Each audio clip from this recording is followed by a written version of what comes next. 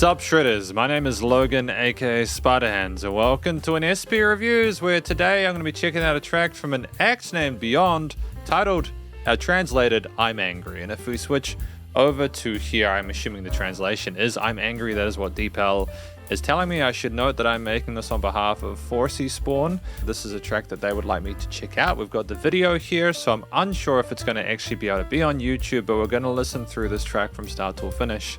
And we're going to hear what we think. Let's go. Let's do it. Man, this makes me feel nostalgic.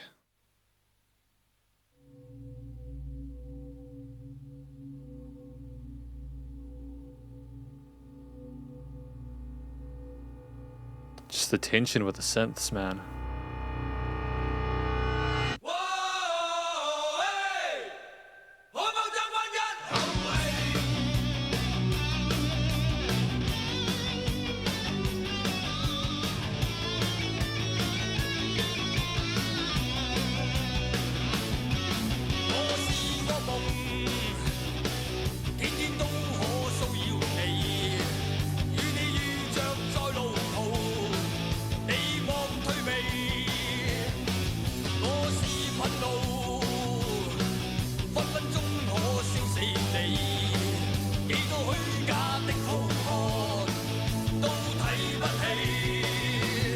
I think this is one of those tracks which, sorry to interrupt, I think this is one of those tracks where even if you don't understand the language, you can appreciate what they're trying to do with not only the vocal style, the vocals are great to listen to regardless, but it's also just the phenomenal effort put into like the energy of the guitars, the bass, the drums, and the little sort of lead synth in the background harmonizing with the voice is just wonderful.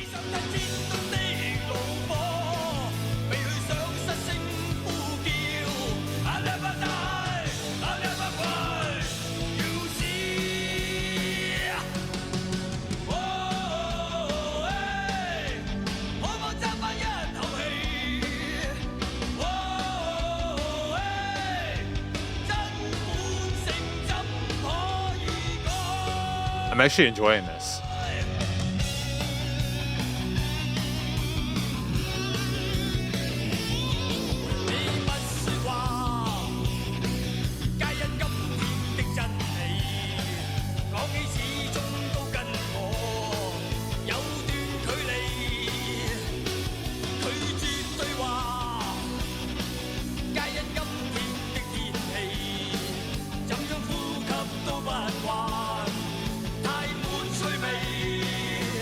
It's just so exciting with the additional vocal harmonies there, as well as that little solo after the chorus. This is like, this is wonderful. This is addictive. This is dopamine inducing. I'm genuinely enjoying this. I don't know why I haven't looked into more Beyond stuff, because I typically have a great time with it.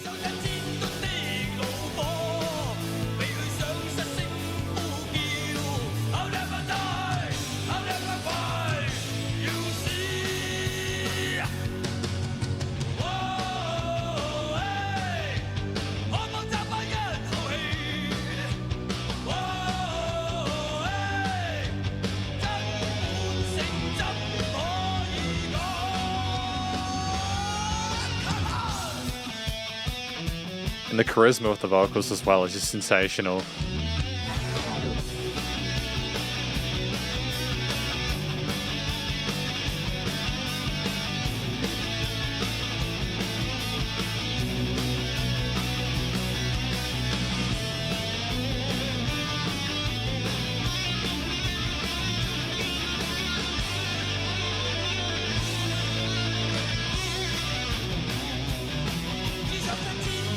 I mean, like, it's such a passionate guitar solo as well. It's just, there's so much energy and drama to it. The suspense with that half mark kind of leaving a little bit of a pause and then bam, he just shreds it. It's just tremendous, man.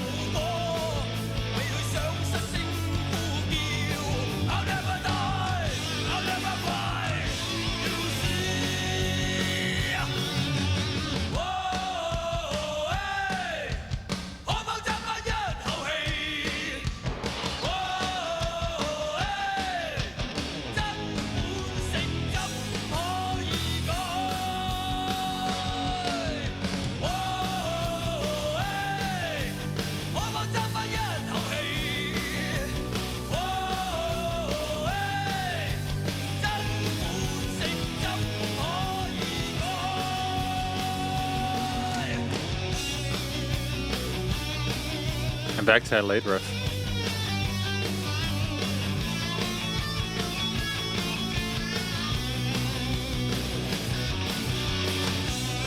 Oh, that was just fun.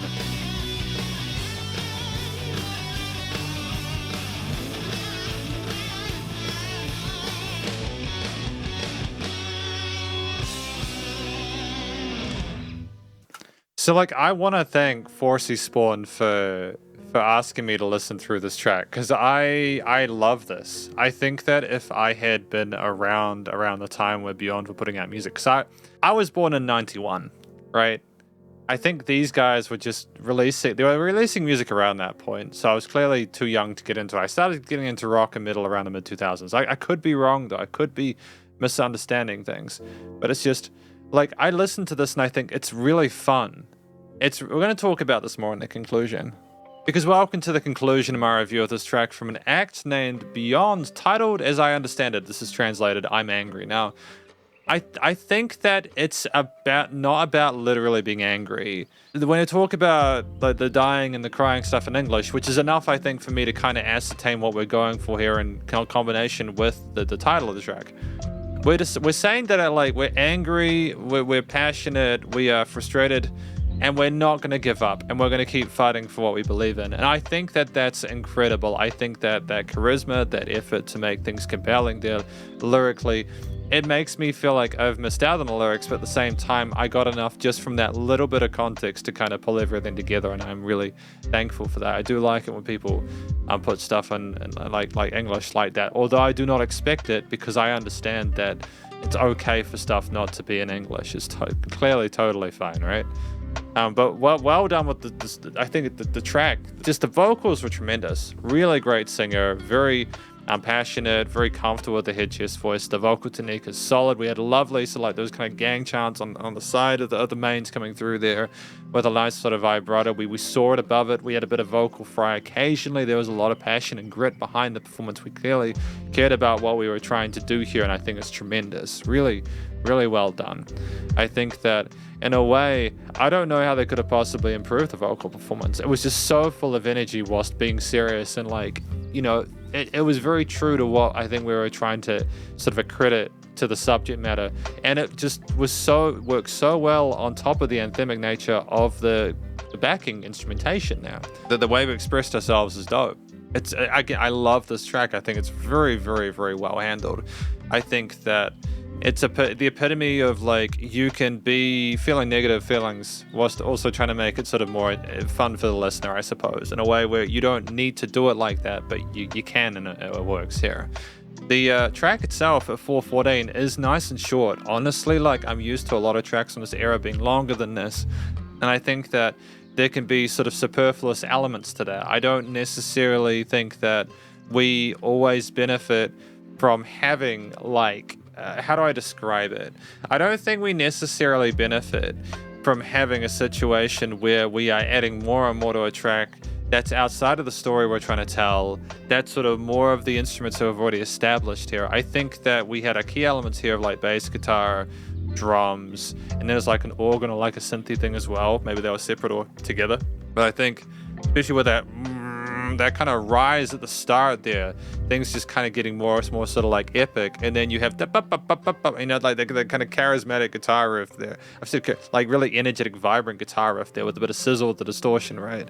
And it just, things kick off. There were several instrumental layers there. We made the use of the fact that we could also play our instruments as well as sing well. There was a great chemistry performatively between the members involved. There were different chord progressions and parts for each section. They really tried to make a really special track here. And so I can't even imagine a world where this wouldn't have made the most of the time it had. It was wonderful there. I think, honestly, this is pretty close to like a 9 or this is close to a 10 for me. This track here is close for a 10. I just maybe it's just a bias, I suppose, but to be fair, I haven't really heard a lot of music like this that I've There's just something very special about it, I suppose. You know, it just feels authentic, and I think that's the thing that makes music like this work, is when they're not only singing or performing a certain way, but it also feels like they really are trying to be true to themselves and not just do it for the sake of like the image or whatever. If I talk about a few of the instruments I really appreciate and here, clearly the guitar work was incredible there, very tight with the power chord or rhythm parts there. But also the solo sections with the lead riff with the pentatonic sort of shred there, the legato tuning was wonderful. It had great flair to it. But it was also quite melodic at points, so we stuck with the minor scales and we major minors and relatives and modes and such, and we just really sort of like tried to play nicely with the existing chord progressions, which did include some externals and chromatics, maybe some parallels or minors, a little bit of kind of outside inference from like the expected keys, but we messed with expectations, but in a way that was musically palatable and very interesting. We smashed him. I'm so happy with this. I am almost tempted to commit to doing like a live stream where we just do Beyond stuff. Like we just listen through Beyond stuff. I would almost be tempted to do that. YouTube would block the videos probably, but like I would have to do it via Spotify or something, but I don't know. That's not what we're talking about here. It's just the guitar parts are wonderful. They can clearly shred. I know this firsthand. I've learned a few of their solos in the past, and they're wonderful guitarists. And it's just it's really good effort there. The bass part was thumping and pumping and rolling along with the eighth note groove stuff put forward by the drums and the guitar riffs and everything like that.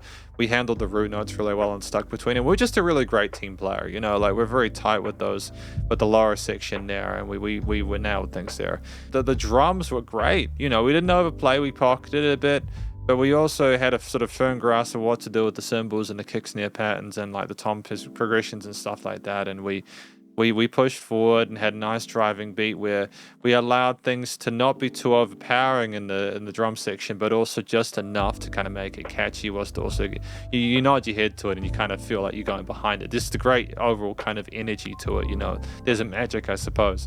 The key parts as well, from like the upper sort of register of like the piano coming with a wow there with the automation on the volume there, as well as I suppose just some of the pad parts in the background and like the sort of synth lead that was harmonizing with some of the like unison. There were unison notes for some of the vocal parts there as well. It's just little bits like that which make it special, add a bit of sort of spice and prettiness to it in a track where it's already quite heavy relative to the genre that they were in.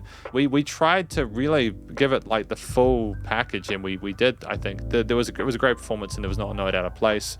The theme, it sounded like we were trying to sort of like get people pumped up, and it succeeded. I am typically not particularly like, I don't really move much.